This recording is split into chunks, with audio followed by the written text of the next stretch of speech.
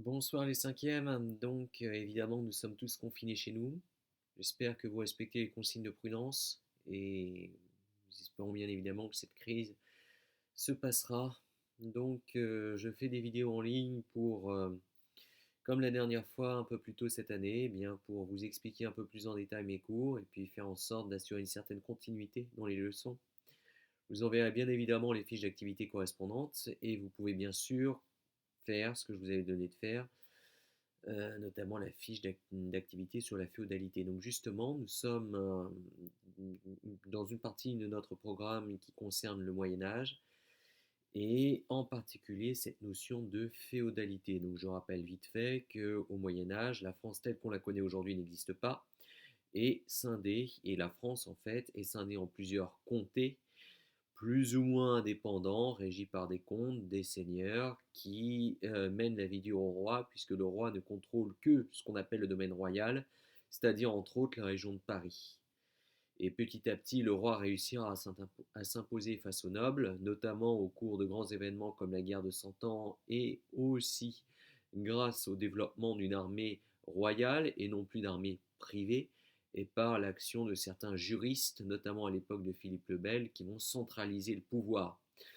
C'est pour ça qu'aujourd'hui, eh bien, la France est en large partie le résultat de cette lutte royale pour imposer son pouvoir, puisque, comme vous le savez, la France d'aujourd'hui est un État centralisé, encore largement axé sur Paris, et toutes les actions, eh bien, sont décidées à Paris.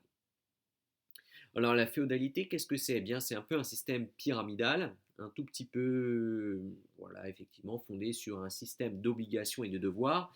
Au sommet, nous retrouvons le roi.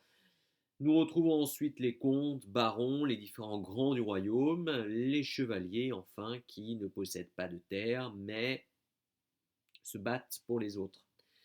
Alors bien sûr, le roi est le suzerain suprême de cette pyramide, et il y a tout un système d'obligations et donc de devoirs, puisque le suzerain, eh bien, doit aider ses vassaux si ceux-ci sont mis en difficulté, et pour récompenser l'action de ses vassaux, eh bien, leur transmet des terres, ce qu'on appelle des fiefs. Et en retour, justement, eh bien, ses vassaux doivent obéissance au roi, donc ils lui prêtent un serment d'allégeance, serment qui ne sera d'ailleurs pas toujours respecté, et doivent aider le roi et leur seigneur en, à travers différents services, notamment en l'aidant au cours d'une guerre, au cours d'une croisade, en lui donnant de l'argent et même en donnant de l'argent au mari, pour le mariage de la fille du seigneur. Donc vous voyez, c'est ça la féodalité, un système finalement très construit dans lequel nous retrouvons tout un système hiérarchique d'obligations qui part du haut pour petit à petit descendre les différents degrés de la pyramide. Très bien, donc demain je publierai une petite vidéo qui parlera des trois ordres qui existaient à l'époque médiévale. Donc je vous dis à demain, bonne fin de soirée et à très bientôt.